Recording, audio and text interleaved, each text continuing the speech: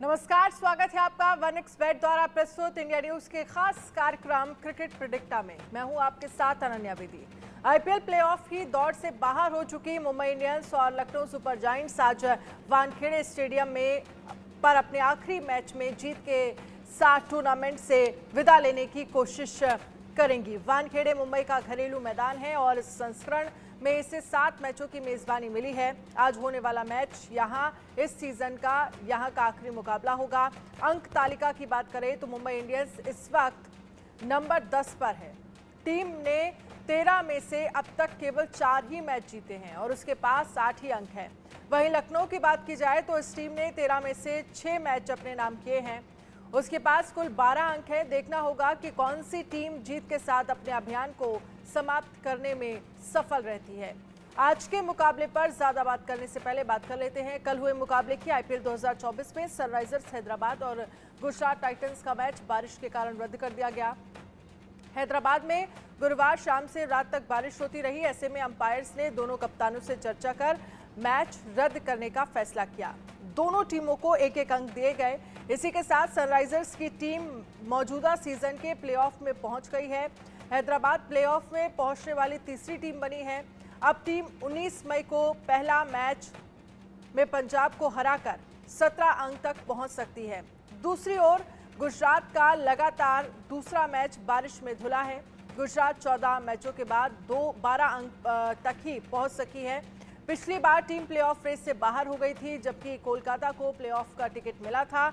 अब बात करते हैं आज के मैच को लेकर। हार्दिक पांड्या की कप्तानी वाली मुंबई और केएल राहुल की कप्तानी वाली लखनऊ की टीमों के बीच अब तक कुल मिलाकर 5 ही मैच खेले गए हैं, जहां पर लखनऊ की टीम बाजी मारती नजर आ रही है। इन 5 में 4 मैच लखनऊ सुपर जायंट्स ने अपने नाम किए हैं। वहीं एक मुकाबला मुंबई की टीम भी जीत पाई है और इस पर चर्चा करने के लिए हमारे साथ खास मेहमान बने हुए हैं। आगे भी राजकुमार शर्मा, विराट कोहली के कोच हमारे साथ जुड़ गए हैं।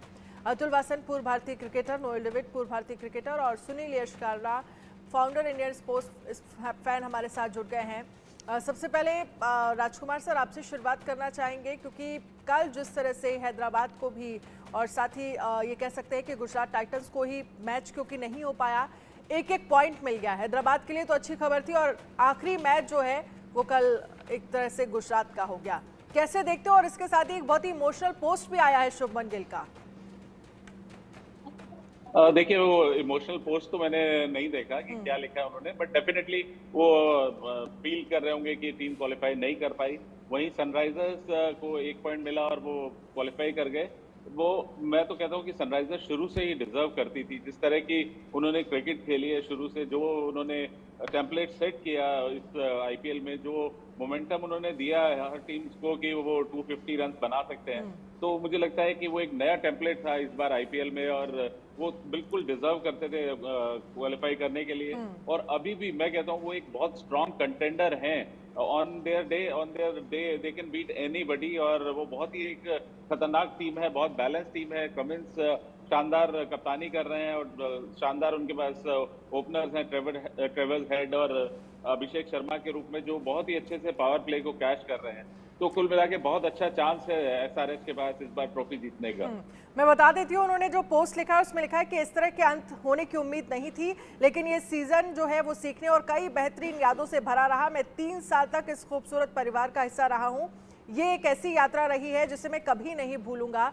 ये पोस्ट जो है वो शुभमन गिल की तरफ से किया गया है। सुनील यशकारा, कल का मैच का फायदा सनराइजर्स हैदराबाद को जो 1 पॉइंट मिला, क्योंकि हम जिक्र भी कर रहे थे कि अगर 10 ओवर का मैच होता है तो क्या कंडीशन बन सकती है और अगर मैच नहीं होगा, मैच रद्द हो जाएगा, तो फिर सनराइजर्स को साफ तौर पर फायदा हुआ 1 पॉइंट मिलने का। जी, हमें ये ब्रेकिंग न्यूज़ हमारे एक्सपर्ट और former Indian cricketer Noel David ने बताई थी हैदराबाद से कि ये आज बारिश नहीं होने वाली है, आज बारिश होगी।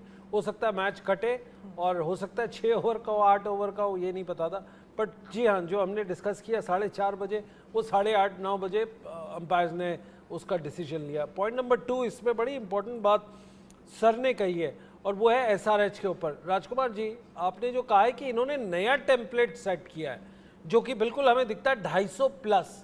आपको लगता है मुंबई इंडियंस जो उनके अगेंस्ट खेलेगी या खेली है, क्योंकि वो काफ़ी बड़ी टीम है, 5 बार जीत चुकी है टाइटल, आपको लगता है उन्होंने अपनी बस कंप्लीटली मिस कर दी है इसके ऊपर कि टेम्पलेट भी ना कर पाई, ना इंपोर्टेड प्लेयर्स भी अपना जो इंपोर्ट किया उन्होंने वो उससे भी ना खिलवा पाई, ना कप्तान से कर पाई, और जो इनके सपोर्ट स्टाफ है उनके ऊपर बिल्कुल आँच नहीं आती, सिर्फ हम प्लेयर कोच के ऊपर निशाना लगता है। आपको लगता है कहीं ये भी आना चाहिए कि सपोर्ट स्टाफ, स्काउट्स, वो भी रिस्पॉन्सिबल होते हैं ऐसी चीज़ों के लिए, not just the cricketers? Sir बिल्कुल आपने ठीक कहा सुनील, मैं बिल्कुल एग्री करता हूँ आपसे कि कहीं ना कहीं जब आप क्रेडिट लेते हैं, जब टीम चैंपियन होती है तो क्रेडिट लिया जाता है कि ये मेंटर थे, ये बैटिंग कोच थे, ये बॉलिंग कोच थे। तो जब आप हार रहे हैं या जब टीम अच्छा नहीं कर रही तो आपको वो उसकी क्रिटिसिज्म भी सहना होगा और वो आपको दिया जाता ही है।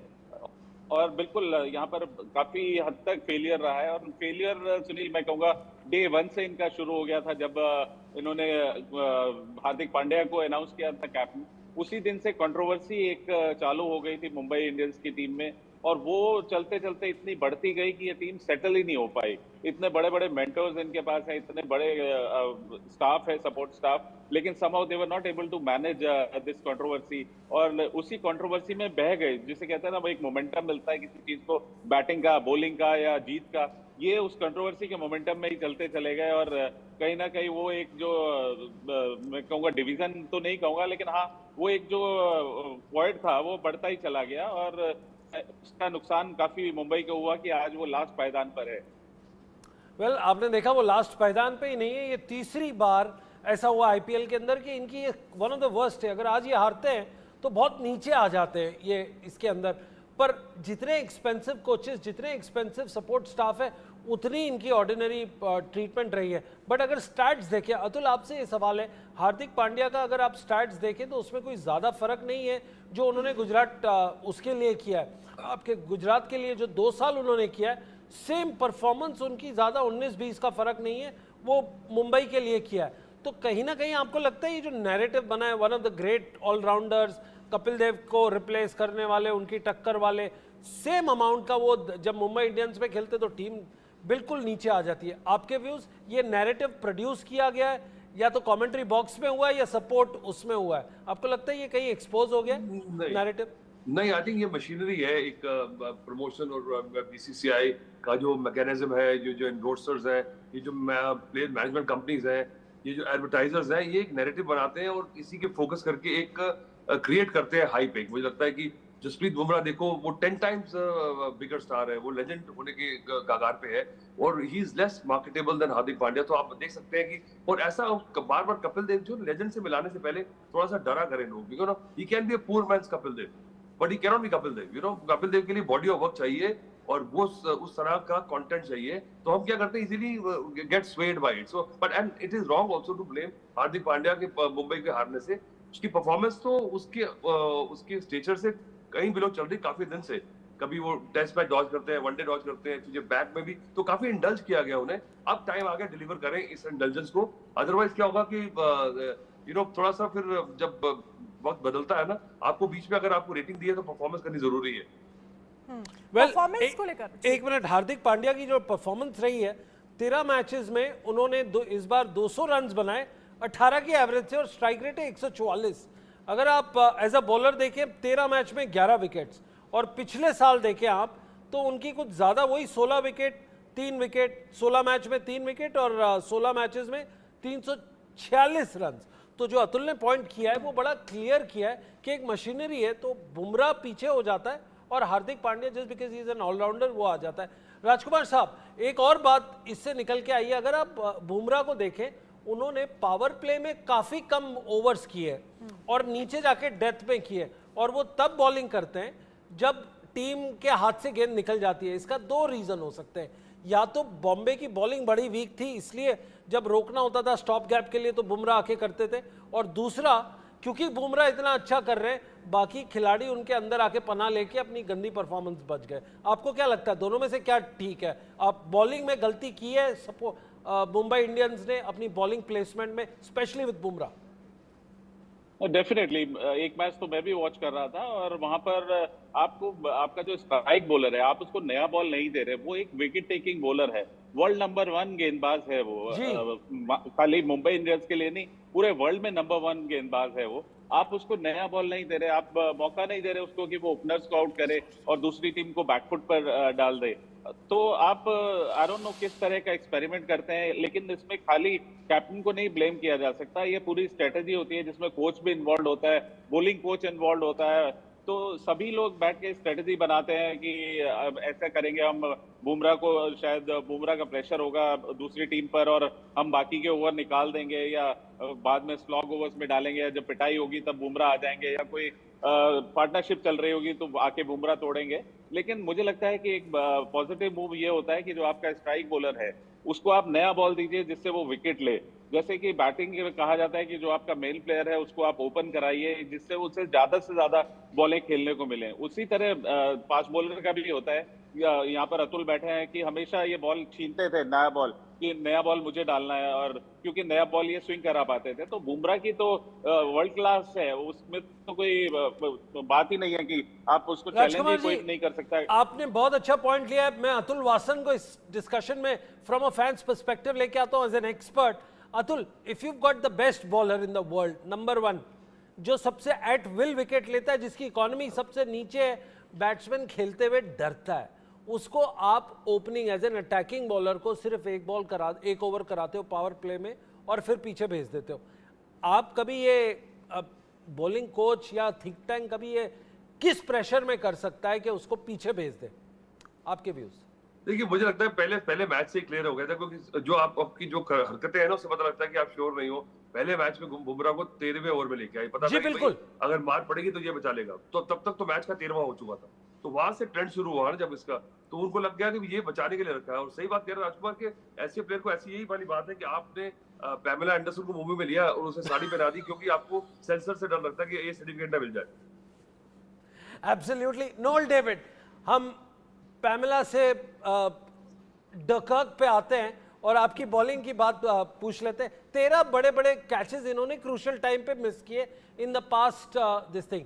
आप क्योंकि हिंदुस्तान के one of the best fielders रह चुके हैं अपने ज़माने में, आपको नहीं लगता ये ओवरपेड और ज़्यादा इंटाइटल्ड है और ज़्यादा स्किड नहीं मारते हैं और ज़्यादा रोकते नहीं है, मतलब ट्राई नहीं करते पूरी? आपको लगता है कुछ ऐसा?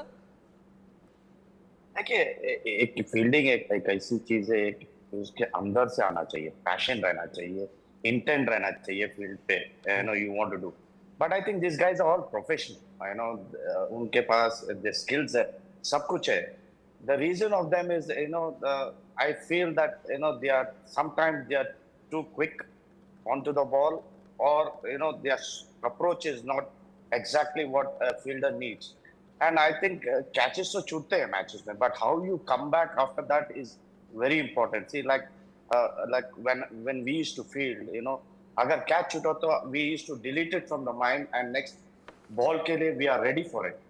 So I don't think these guys, इनके माइंड में चलते रहता है, because public देख रही है, the field, a lot of people there watching you, and things get into their prospect of their fielding. And I find that a lot of catches Mumbai Indians have dropped this year. Not only Mumbai Indians, अब आप पंजाब को भी ले लो, वो लोग भी छोड़े.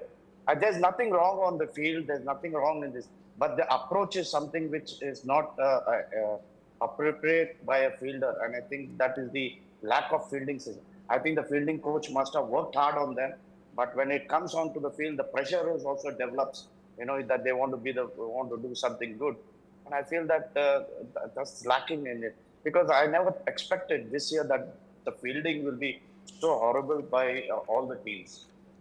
Sir, ये ओपन क्वेश्चन है राजकुमार शर्मा जी से और अतुल वासन, क्योंकि उन्होंने बहुत बारीकी से देखा है, क्रिकेट खेली है। ये इन सारी चीज़ों में हम कोचेस को ब्लेम करते हैं, प्लेयर्स को, कप्तान को, सारी चीज़ों पे, पर एक टीम एनालिस्ट है और एक स्काउट है, उनका क्या रोल होता है? और इस मुंबई इंडियन टीम का जो बहुत बड़ी टीम है, डेकोरेटेड है, 5 बार की चैंपियन है, आज एकदम फर्श पे पड़ी है, तो एक टीम एनालिस्ट है मिस्टर एल वरुण इंडिया के, और एक स्काउट है राहुल सांघवी।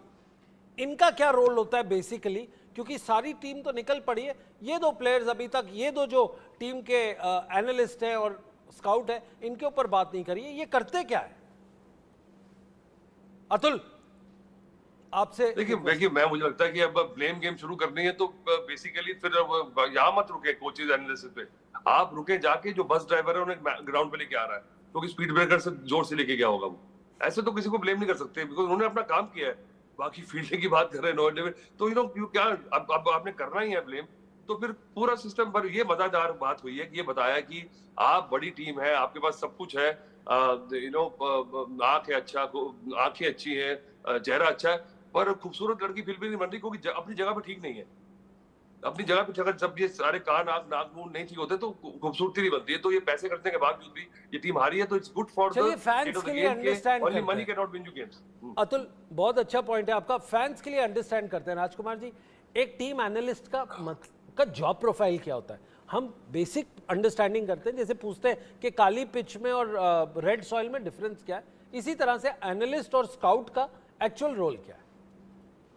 देखिए, बहुत बड़ा रोल है ये। एक मिडिल मैन होते हैं एक तरह से फ्रेंचाइजी और प्लेयर्स के बीच में, जी। जो कोच को और कप्तान को और फ्रेंचाइजी को बताते हैं कि शायद हमारी टीम के लिए ये प्लेयर्स बेहतर रहेंगे, और अगर हम लास्ट ईयर यहाँ पे लैग कर रहे थे, ये चीजें हम गैप फिल करें, नहीं, पर एक ये बात पॉइंट्स है, हमें टिक करने हैं, ठीक है। टिक करने हैं ये पॉइंट्स हमें। तो वो इम्पोर्टेंट है, लेकिन कहीं ना कहीं कई बार आपकी जो स्ट्रेटेजी होती है वो फेल भी होती है। आप किसी प्लेयर पे बहुत पैसा लगाते हैं लेकिन समहाउ वो उतना डिलीवर नहीं कर पाता, या कई बार आप सोचते हैं कि ये प्लेयर हमें मैच जिताएगा और वो अनफिट हो जाता है, या वो आपकी स्कीम ऑफ थिंग्स में नहीं बैठ पाता। हम कुछ प्लेयर्स को ले लेते हैं बिग बैश के परफॉर्मेंस से, जहां पर की विकेट्स डिफरेंट है, और इंडिया में विकेट्स जब स्पिन होती है, स्लो मिलती है, तो वो आपका पॉइंट फेल हो जाता है। तो बहुत सारी चीजें सुनील कंट्रीब्यूट करती हैं इसमें, और कहीं ना कहीं आपकी जो पॉलिसी है, जैसे कई बार कोच फेल होता है, कप्तान फेल होता है, इस तरह ये लोग भी फेल हो सकते हैं। चलिए, बहुत बहुत शुक्रिया आप सभी खास मेहमानों का हमारे साथ इस चर्चा में शामिल होने के लिए।